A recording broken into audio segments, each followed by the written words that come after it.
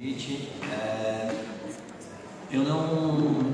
já estou com vontade de comentar o que eles falaram, mas eu vou tentar me fixar no que eu mais ou menos planejei. Não é tanto respondendo as questões, mas tentando falar sobre elas de uma forma, espero, fluida. A minha pesquisa ela se dá com os quadrinhos e com as artes visuais. Eu tento pensar os dois juntos e tentando pensar em pontos de contatos entre os dois. Defendi um mestrado ano passado que chama Incidente em Tunguska. Depois vai ter uma HQ ali na frente que é distribuída gratuitamente, que vocês podem levar, se vocês quiserem. E foi uma exposição também e foi uma dissertação, onde eu tentava pensar algumas questões que eu acho que nas questões apresentadas me interessam algumas coisas que estavam ali. Logo quando eu estava começando essa pesquisa, eu conheci o trabalho do Philippe Dubois, que é um pesquisador francês. Ele pesquisa muito a imagem e o cinema de exposição. Ele tenta falar desse cinema que vai para uma galeria, que ele sai da sala de cinema e vai para o espaço que normalmente é das artes visuais, né? Ele fala do trabalho do Godard, do Greenaway, do Douglas Gordon, James Turrell. Gente que trabalha com o cinema, mas que já não é aquele cinema tradicional. Dentro dessa ideia, o Dubois ele tenta entender o cinema como um dispositivo. Então ele coloca, não pensando o objeto, não pensando o cinema a partir dos filmes, mas pensando nesses filmes, de qualquer tipo de filme, ele fala, sendo projetado numa tela luminosa, dentro de uma sala escura, com o espectador colocado numa posição específica dentro de uma cadeira, sentado numa cadeira, e ele coloca que o cinema ele é também uma instituição que tem valores sociais, econômicos específicos dessa instituição, que muitas vezes não são os mesmos das artes visuais, ou no meu caso não são os mesmos da história em quadrinhos, né? Esses campos às vezes eles têm o que é um bom filme, os critérios que se estabelecem dentro do cinema às vezes não é o que é um bom filme dentro das artes visuais. A partir dessa noção de dispositivo do Dubois, eu passei a olhar a história em quadrinhos, pensando a história em quadrinhos como um dispositivo. Pensando que a história em quadrinhos não é só essa noção de linguagem que a gente coloca, tentando falar como o senhor falou do Bernstein, de múltiplas imagens que ocupam o mesmo espaço, que se sobredeterminam entre si a partir do princípio da solidariedade icônica, ou como a gente quiser tentar determinar isso, mas ela também ela também envolve as publicações impressas, que quando a gente fala de uma revista de quadrinhos, a gente também chama ela de quadrinhos, né? Ela também é uma história em quadrinhos. Uma página de quadrinhos isolada é uma história em quadrinhos. E existe essa instituição, esse mundo dos quadrinhos, que como a instituição do cinema, ela envolve críticos de quadrinhos que vão falar sobre quadrinhos, que estão pensando os quadrinhos, ela envolve leitores de quadrinhos, ela envolve espaços próprios dos quadrinhos, uma premiação de quadrinhos, que vão criar critérios estéticos, critérios sociais e econômicos do que é uma história em quadrinhos, né? Eu trago essa ideia para pensar que quando eu falo de aproximações, como quando o Dubois fala sobre o cinema nas artes visuais, ele fala de uma migração de imagens ou uma migração de dispositivos. Por exemplo, o trabalho do James Turrell é uma sala escura, muitas vezes você vê uma luz que te cria um espaço diferente dentro dessa sala. Não tem filme ali, mas tem uma projeção numa sala escura. Isso me interessa muito porque, para mim, sempre foi muito difícil pensar o que é a história em quadrinhos. Eu sempre olhei para os quadrinhos, alguns trabalhos das artes visuais, eu olhava e entendia eles como quadrinhos. O trabalho do Leonilson, por exemplo, que a gente pode olhar e pode enxergar talvez como poesia, eu olho e tem muitos trabalhos ali que para mim é muito uma história em quadrinhos. E me interessava tentar mapear esse tipo de coisa, que muitas vezes as pessoas falavam que havia um preconceito da arte contemporânea com a história em quadrinhos, e eu fui tentando procurar esses espaços, e você vê que muitos artistas fizeram trabalhos que é muito fácil de entender como uma história em quadrinho, talvez não seja exatamente. E muitos quadrinistas também, eles, de alguma forma, eles estão dentro da arte contemporânea, eles transitam dentro da arte contemporânea, desse circuito. E dentro dessa ideia,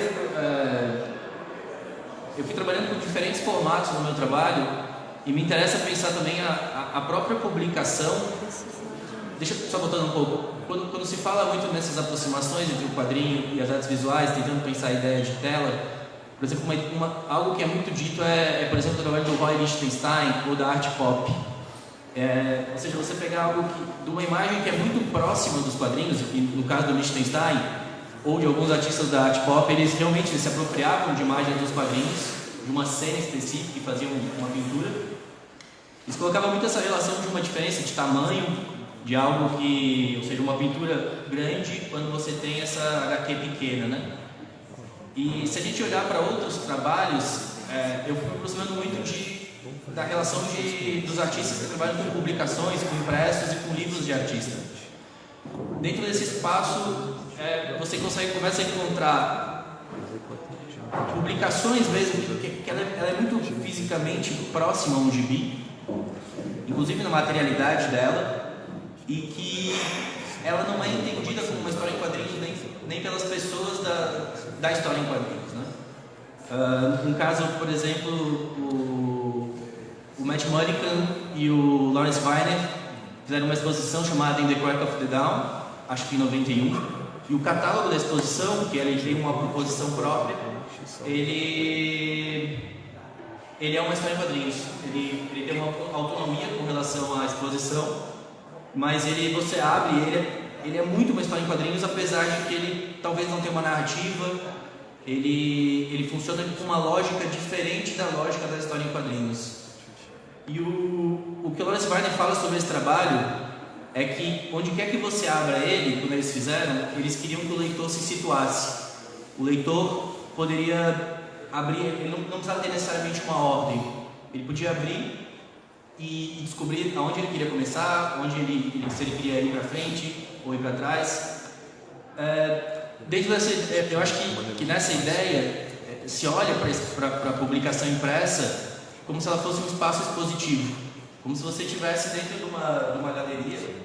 Quando você chega e você tem uma tela, você tem uma instalação, você tem uma escultura, você muitas vezes vê isso como um todo, mas você vai escolhendo esses trabalhos que você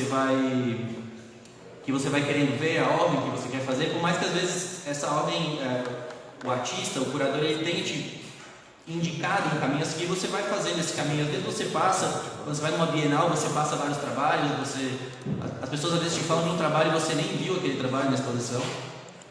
E isso para mim sempre esteve presente na minha relação com o leitor.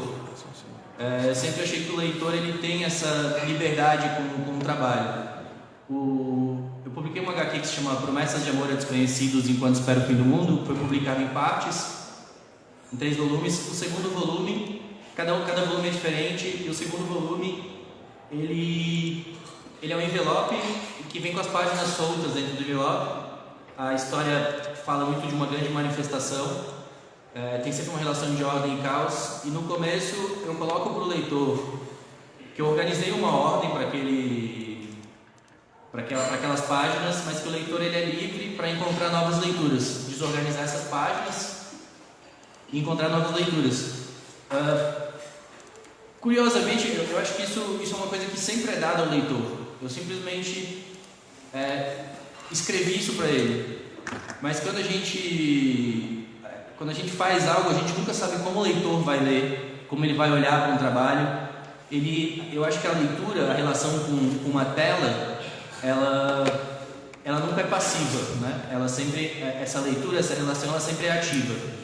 E mesmo pensando de novo de Bois, que ele fala dessa relação de dispositivo de cinema, o Du Bois, quando ele coloca ele se pergunta por que a gente vai ao cinema hoje em dia. Se a gente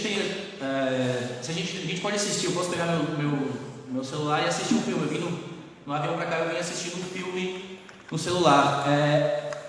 Aquilo ainda é cinema?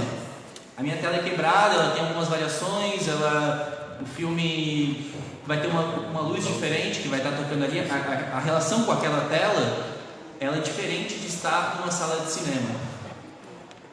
Com a história em quadrinhos acontecem coisas parecidas. Quando você leva um trabalho para um espaço expositivo, por mais que eu pense a publicação como um espaço expositivo também, mas a relação desse trabalho impresso não é a mesma do leitor dentro de uma sala, de uma galeria. Quando uma HQ você lê ela na internet, pode ser um PDF da HQ completa, pode ser um incidente em Tunguska, por exemplo, eu ia publicando ele em partes, em JPEGs, em páginas soltas, em redes sociais. Então algumas pessoas talvez só viram uma página dessa HQ e talvez não viram o resto. Então elas leram o trabalho inteiro, mas essas relações elas vão se dando de forma diferente, porque se ela tiver um livro, né, ela pode escolher como ler. E o Du Bois ele fala disso, que pensando com o Benjamin, pensando na questão da aura, que talvez ele sugere hoje em dia a sala de cinema seja onde esteja a aura com relação ao cinema. Você tem uma relação diferente da relação de assistir um filme no seu computador ali, né? As pessoas vão ao cinema por critérios, como eu falei, critérios econômicos também. Muitas vezes as pessoas compram um trabalho meu porque isso faz o trabalho existir, circular, criar circuitos.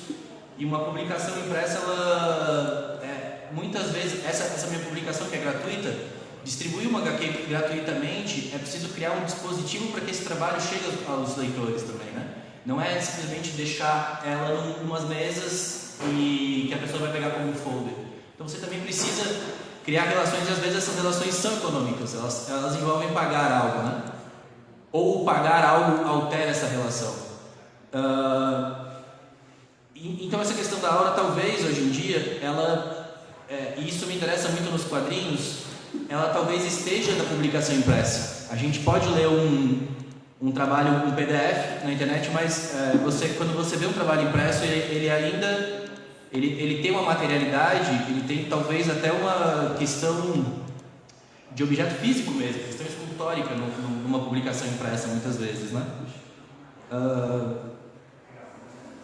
E pensando nessa questão da tela, do quadro, e pensando também como Lowenstein, eu acho que me interessa muito, dentro dos quadrinhos, pensar que o quadro, essa tela, essas pequenas telinhas, que a página também é uma tela, né? Você tem essa função de um espaço tabular, onde você tem múltiplas telas, mas que a página também é uma tela, e que o livro, de certa forma, ele também é uma tela. Ele funciona dessa forma. Dentro disso, tentando até pensar algumas questões para onde a minha pesquisa vem indo, falando em artes, me interessa muito hoje em dia o que não está na tela, muitas vezes. Pensar, eu venho, e aí talvez o Bas Baum traz algumas questões interessantes sobre esse artista, etc. dele. E enquanto eu pensava nessas aproximações entre quadrinhos e artes visuais, a figura do quadrinista artista, ou artista quadrinista, que para mim ela vai e volta e varia, ela também se misturava a questão do artista pesquisador, do quadrinista editor, e de como essas práticas vão acontecendo, e elas também são parte do meu trabalho, né? É muito fácil alguém, por uma trajetória, eu trabalho com ilustração também, mas enxergar que o desenho talvez seja uma parte importante, mas também perceber que quando se faz história em quadrinhos, você muitas vezes escreve, e não só escreve um roteiro ou um texto de quadrinhos, você muitas vezes também está criando outros textos, colaborando com outros artistas para escrever textos que de algumas formas, de forma ensaística muitas vezes, mas criando colaborações de criação de eventos, quadrinistas que fazem escolas, que publicam trabalhos, que são editores.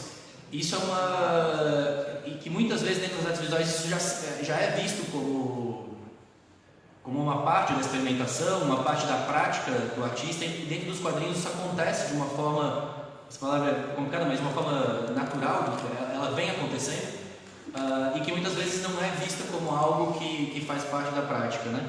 Então eu acho que para pensar as histórias em quadrinhos e pensar essa instituição das histórias em quadrinhos, que é uma instituição com diversos problemas e muitos lugares que me incomodam. Eu acho que quando a gente olha tanto para a tela, mas também para o que está fora dela, a gente pode alterar essa instituição de muitas formas e criar circuitos e relações de encontro com outras áreas, seja, por exemplo, a academia, seja as artes visuais, seja a literatura, e tentar encontrar. Me interessa muito mais essas relações de encontro do que de separação, no caso, né? Acho que é isso.